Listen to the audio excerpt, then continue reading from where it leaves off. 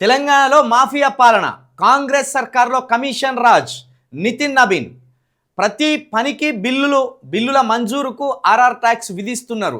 BRS పోయిందనుకుంటే Congress దోపిడీ చేస్తున్నది. మైనార్టీల ఓటు బ్యాంకు కోసం వాళ్ళను బుజ్జగిస్తున్నది. హిందూ దేవాలయాలపై దాడులు జరుగుతున్నా పట్టించుకోవడం లేదని ఫైర్. మహబూబ్ నగర్లో బీజేపీ విజయ సంకల్ప సమ్మేళనం. తెలంగాణలో మాఫియా పాలన నడుస్తున్నదని బీజేపీ జాతీయ అధ్యక్షుడు నితిన్ నబీన్ మండిపడ్డారు. రాష్ట్రంలో ఆర్ఆర్, రేవంత్, రాహుల్ ట్యాక్స్ వసూలు చేస్తున్నారని ఆరోపించారు. తెలంగాణలో బీఆర్ఎస్ను ప్రజలు తిరస్కరించారు. ఆ తర్వాత అధికారంలోకి వచ్చిన కాంగ్రెస్ కమిషన్ రాజ్ నడుపుతున్నది. బీఆర్ఎస్ దోపిడీ పోయిందనుకుంటే కాంగ్రెస్ దోపిడీ మొదలైంది. ప్రతి పనికి బిల్లుల మంజూరుకు కమిషన్ల వసూలు చేస్తున్నారు అని ఫైర్ అయ్యారు. సరే కానీ నా వచ్చుడే కరెక్టే డ్యూటీ ఎక్కిండు, దేవాలయాల డ్యూటీ ఎక్కిండి, దేవాలయాల డ్యూటీ ఎక్కిండు. అవును, ఇప్పుడు ఆర్ఆర్ ట్యాక్స్ నడుస్తుంది కదా మా రాష్ట్రంలో. మరి కేంద్రంలో ఉన్నది ఎవరు? బీజేపీ ప్రభుత్వమే కదా. మరి కేంద్రంలో ఉన్న బీజేపీ ప్రభుత్వం రాష్ట్రంలో దోపిడీ జరుగుతా అంటే చూసుకుంటా మీ 8 మంది ఎంపీలు కావచ్చు, మీ 8 మంది ఎమ్మెల్యేలు కావచ్చు, ఏం చేస్తున్నారు అంటే వీళ్ళిద్దరు కూర్చొని పోగులు వేసుకొని మరి పంచుకుంటున్నారా ఏంది? రాష్ట్రంలో రేవంత్ రెడ్డి పాలన దోపిడీ పాలన అయిపోయింది. వాళ్ళు ఏ పని చేయాలన్నా కమిషన్లు గుంజుతున్నారు, ఏ పనిలోనైనా దోపిడీ చేస్తున్నారు, అవినీతి అక్రమాలకు పాల్పడుతున్నారు. ఇది 100కు 100% నిజమని ఇటు బీఆర్ఎస్ వాళ్ళు చెప్తున్నారు, బీజేపీ వాళ్ళు చెప్తున్నారు. మరి కేంద్రంలో ఉన్న బీజేపీ ప్రభుత్వం ఈ అక్రమాలను, అన్యాయాలను ఆపకుండా ఇంకా దోసుకోండి అనే అవకాశం ఎందుకు ఇస్తున్నది రాష్ట్ర ప్రభుత్వానికి? దీనికి నిన్న వచ్చిన నితిన్ నబీన్ గారు సమాధానం చెప్పాలి. ఈ తెలంగాణకు సంబంధించిన 2 కేంద్ర మంత్రులు కిషన్ రెడ్డి గారు, అదేవిధంగా బండి సంజయ్ గారు కూడా సమాధానం చెప్పాలి. పేపర్ రాతల కోసమే ఈ ప్రకటనలు చేస్తున్నారా, లేకపోతే నిజంగా దోపిడీ జరుగుతుంటే మీరు ఎందుకు చూస్తున్నారు? బీజేపీ అధ్యక్షుడిగా వచ్చి ఇక్కడ దోపిడీ జరుగుతుందని అంటున్నావు.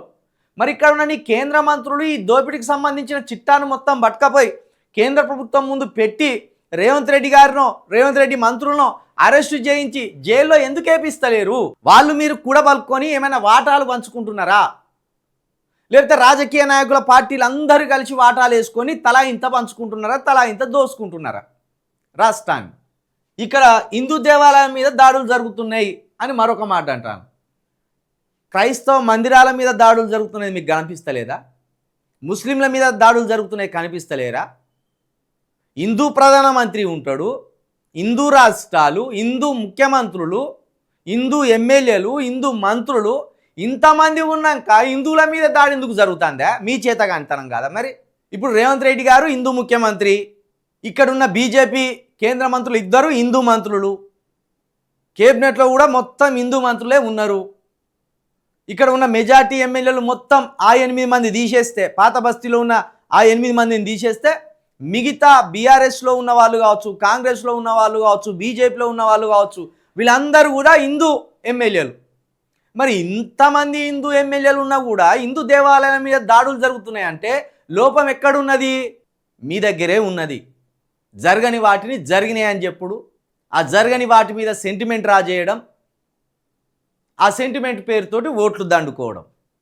లేదు నిజంగానే దాడులు జరిగినాయి అంటే హిందూ ముఖ్యమంత్రిగా ఉన్న రేవంత్ రెడ్డి గారి చేతగానితనం, హిందూ మంత్రులుగా ఉన్న కిషన్ రెడ్డి గారి చేతగానితనం, హిందూ మంత్రిగా ఉన్న సంజయ్ గారి చేతగానితనం, హిందూ ప్రధానిగా ఉన్న మోదీ గారి చేతగానితనం.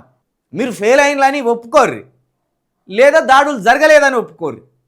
రెండిట్లో దేనికుంటారో చెప్పుర్రి. హిందూ దేవాలయాల మీద దాడులు జరగవద్దు, దానికి వ్యతిరేకమే మేము. హిందూ దేవాలయాల మీద ఎవ్వడు దాడులు చేసినా దాన్ని ఖండించుడే. మరి క్రైస్తవ మందిరాల మీద దాడులు చేయమని చెప్తావా? ముస్లిం మసీదుల మీద దాడులు చేయమని చెప్తావా? మొన్న స్వామీజీ ఆ దర్గాల మీద దాడులు చేయాలమని ఆ దర్గాలను కూల్చేయాలన్నాడు. మరి ఆయన తీసుకుపోయి జైలు ఎత్తావా? భారతదేశం అంటేనే అన్ని కులాలకు, అన్ని మతాలకు పుట్టినీళ్ళు. ఇక్కడ ఏ మతం మీద ఎవడు దాడి చేయొద్దని అది చెప్పు.